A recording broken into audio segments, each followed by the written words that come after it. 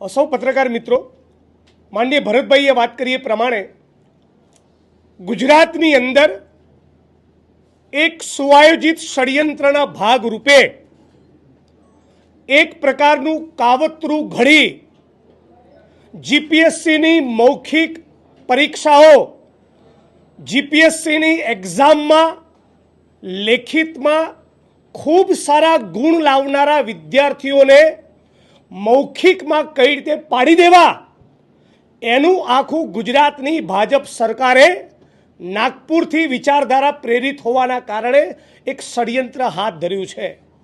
આ બીજું કશું નથી, એ ગુજરાતના આદિવાસી, ઓબીસી અને દલિત સમાજના એકલવ્યોના અંગૂઠા કાપવાનું ષડયંત્ર અને સાજિશ છે। ઓબીસી, આદિવાસી, દલિત સમાજના બાળકો 100માંથી 45 કુપોષિત, એટલે સ્પર્ધાની પરીક્ષામાં પહેલાં તો એ રીતે બહાર નીકળી જાય। ઓબીસી, આદિવાસી, દલિત સમાજના વિદ્યાર્થીઓ ક્યાં ભણે? સરકારી સ્કૂલોમાં। તો સિસ્ટમેટિકલી ગુજરાતમાં અને દેશમાં સરકારી સ્કૂલો બંધ કરો।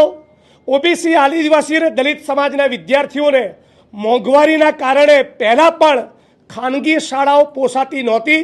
છેલ્લા 10 વર્ષમાં શિક્ષણનું જે પ્રમાણેનું વ્યાપારીકરણ અને બાજારીકરણ થયું ઓર મુશ્કેલ બન્યું છે।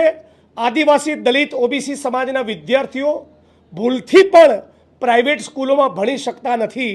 એ પ્રાઇવેટ સારી સ્કૂલોમાં ભણી શકે એના માટે યુપીની સરકાર રાઇટ ટુ એજ્યુકેશનનો કાયદો લાવ્યો, તો ગુજરાતની ભાજપ સરકાર એનો અમલ કરતો નથી। પણ આ બધા છતાં કાળી મજૂરી કરીને જે ઓબીસી, આદિવાસી, દલિત સમાજના વાલીઓ પોતાના બાળકોને, પોતાના સંતાનોને, વિદ્યાર્થીઓને ભણાવે છે, એ વિદ્યાર્થીઓ લેખિતમાં એ તેજસ્વી તારલાઓ ઝળકી ઉઠે તો એમણે જીપીએસસી સિસ્ટમેટિકલી ઓરલમાં અતિ ઓછા માર્ક આપી પાડી દે છે, અને લેખિતમાં જેના અત્યંત ઓછા માર્ક આવ્યા છે એને મૌખિકમાં ખૂબ મોટી સંખ્યામાં ગુણ આપી એ મોટા પદોમાં બિરાજમાન થાય, અમારા માથે બેસે, એવું આખું એક ષડયંત્ર હાથ ધર્યું છે।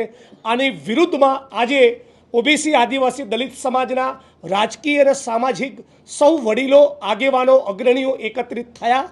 વિગતવાર 2-2.5 કલાક એની પર ચર્ચા અને ચિંતન કર્યું અને સર્વાનુમતે નક્કી કર્યું છે 1 જુલાઈના દિવસે આ એકલવ્યોના અંગૂઠા કાપનારી નીતિની વિરુદ્ધમાં જડબે સલાક એક મોટી તાકાતવાળો કાર્યક્રમ ગાંધીનગરમાં કરીશું।